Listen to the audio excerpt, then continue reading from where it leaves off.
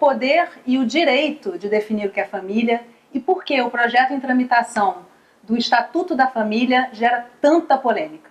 É sobre esse assunto que eu converso hoje com o deputado federal Jean Willis. Deputado, muito obrigada pela sua presença com a gente aqui na Faixa. Você hoje vai fazer uma palestra sobre esses novos arranjos familiares. Eu queria que você destacasse o que você acha que é mais importante nessa discussão que é tão presente hoje, né?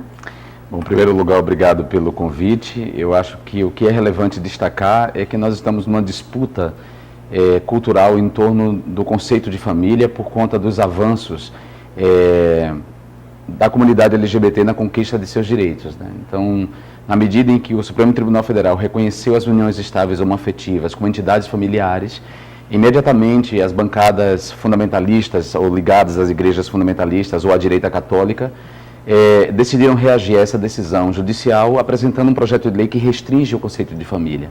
Um projeto de lei que é um equívoco do ponto de vista constitucional, é um equívoco do ponto de vista ético e do ponto de vista histórico também, porque a família ela vem se transformando ao longo dos anos, né?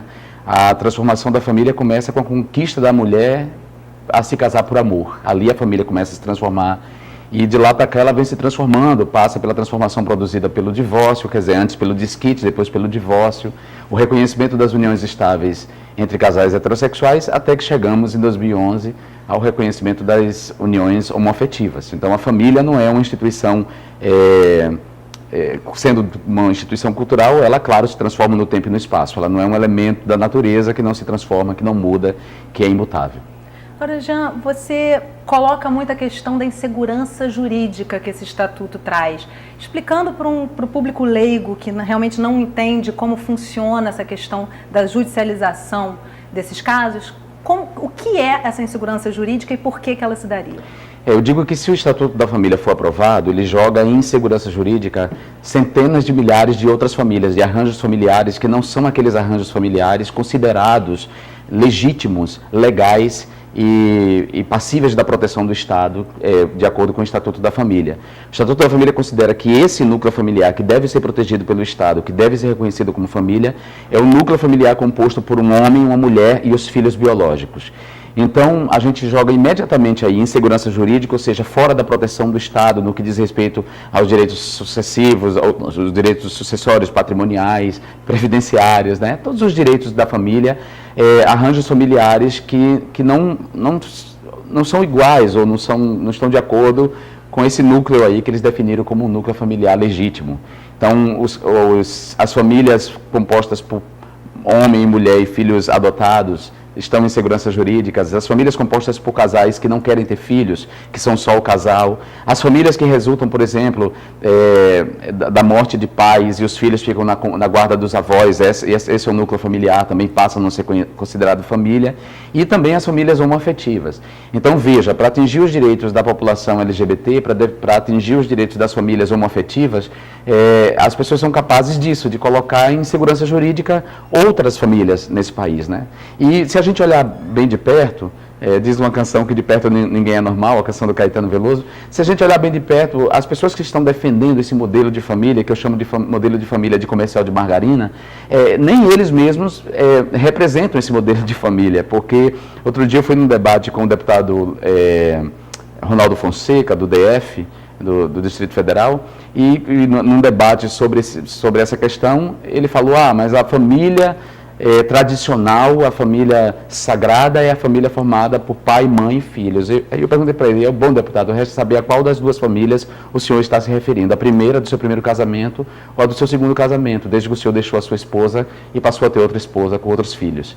Então são pessoas hipócritas, de uma maneira geral, que falam em família tradicional, mas têm amantes, né? Tem famílias escondidas do casamento oficial.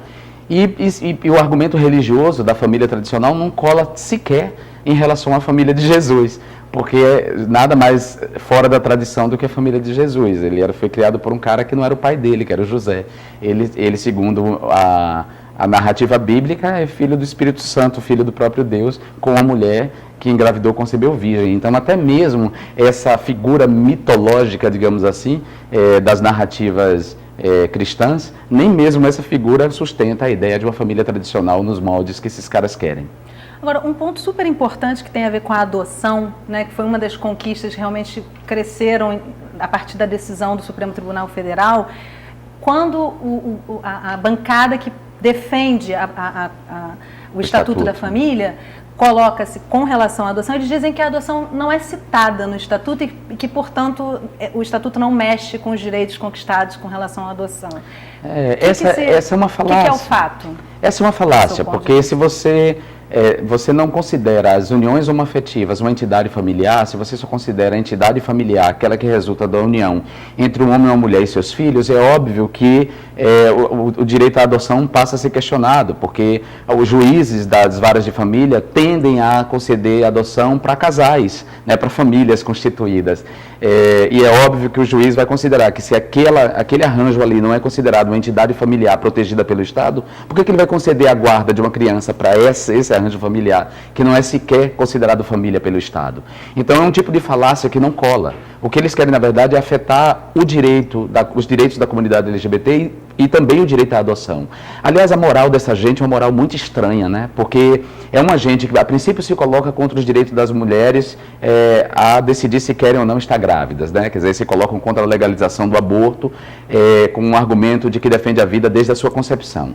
Aí o quê? Obrigam as mulheres a terem filhos, a levarem adiante gravidezes indesejadas. As mulheres têm filhos, abandonam essas crianças e aí eles estão pouco se lixando que essas crianças vão parar em orfanatos. Quando aparece um casal gay ou um casal de lésbicas querendo adotar essas crianças, eles se colocam contra. Então, que moral é essa dessa gente, né? Está se colocando contra o direito da mulher de interromper uma gravidez indesejada, não se importa com a infância abandonada, é uma gente que é capaz de fechar o vidro quando vê uma criança vendendo bala nos semáforos, não se importa a quantidade de crianças que estão apodrecendo de solidão nos orfanatos, mas quando aparece uma família querendo adotar por amor, vem com essa moral torta de dizer que não vai deixar as crianças serem adotadas porque as crianças serão transformadas em homossexuais. Além de tudo, é de uma estupidez atroz. O mundo está vivendo uma epidemia de burrice, o mundo de maneira geral e o Brasil em particular, porque basta pensar, por exemplo, eu nasci de um casal heterossexual e a heterossexualidade dos meus pais não me impediu de ser gay.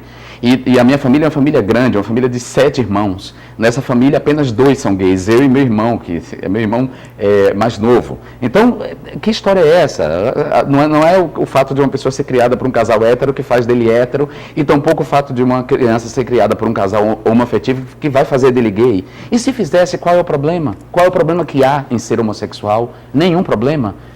Eu sou bem sucedido, constituí minha vida, estudei, sou um cara inteligente, trabalho, ajudo as pessoas e sou gay. Qual é o problema que há nisso? Por que um pai tem que se envergonhar de um filho ou de uma filha por ser lésbica e gay? É uma moral muito torta, essa gente precisa melhorar. Né? Pelo menos o Estatuto está trazendo essa discussão à tona, né? Por mais que haja muita agressividade em alguns momentos quando se fala disso tudo. Sim, pelo menos isso. Eu acho que o Estatuto serviu primeiro para deixar claro qual é a agenda das bancadas fundamentalistas, ligadas às igrejas fundamentalistas, qual é a agenda. Essa agenda é uma agenda que vai contra os princípios da Constituição, vai contra os tratados e as convenções internacionais de direitos humanos, vai contra os princípios científicos, né? É um discurso anticientífico, que, claro, encontra guarida, encontra terreno fértil, até mesmo entre alunos universitários, porque, infelizmente, o sistema de ensino não tem conseguido derrubar preconceitos que estão profundamente arraigados nos alunos, lamentavelmente. Mas é um debate bacana de ser travado, eu não fujo desse debate, sou diuturnamente difamado, insultado por enfrentar isso, por querer incluir pessoas na comunidade de direitos, mas também não estou nem aí para insulto estou aí para as calúnias são enfrentadas judicialmente. Mas para os insultos, não, porque eu acho que eu estou fazendo a coisa certa e para mim as pessoas merecem ser felizes e ter o seu direito à felicidade garantido. Agora, deputado, quando a gente fala de insegurança jurídica, a gente está falando de política pública também, muito objetivamente. Então, muito objetivamente, que políticas públicas podem ser afetadas diretamente caso o Estatuto venha a ser aprovado? todas as políticas públicas voltadas para a família serão afetadas, né? Qualquer benefício que o Estado conceda às famílias brasileiras, qualquer programa de saúde que contemple, por exemplo, o planejamento familiar, saúde da família, o programa de saúde da família que é ligado ao SUS, tudo isso passa a ser afetado na medida em que uma família não é reconhecida pelo Estado. Ela não pode ser contemplada, né? Os planos de saúde, por exemplo, se não é uma família, se o Estado não reconhece a família, como é que eu vou colocar meus filhos como beneficiários do meu plano de saúde? Não vou poder colocar, não é família, né? Então é isso, um conjunto de direitos passa a ser afetado a partir dessa decisão, que é uma decisão louca, porque, eu volto a dizer, negar a realidade. No Rio de Janeiro, eu posso dizer que quase metade das famílias do Rio de Janeiro são chefiadas por mulheres, sobretudo nas regiões pobres, nas favelas, né? Nas comunidades pobres. São mulheres que chefiam as famílias, seja porque são abandonadas pelos maridos, seja porque os maridos estão presos, seja porque os maridos estão mortos por uma guerra às drogas, enfim, são elas que chefiam as famílias, elas que conduzem. Já pensou se a gente disser agora que o Estado não vai mais considerar uma família chefiada por uma mulher uma família? Pô, essas mulheres já estão em desvantagens, coitadas. Né, já não são contempladas por políticas públicas, ainda aparece um bando de malucos querendo impor seus dogmas religiosos ao resto do Brasil e definindo família de outro jeito. É uma loucura. Eu acho maravilhoso você ter trazido a pauta as mulheres, porque no próximo bloco a gente vai falar um pouquinho desse novo feminismo, né, de tanta coisa que está aparecendo na internet que traz também a defesa desses direitos femininos. A gente vai para um rápido intervalo, mas volta rapidinho, não sai daí.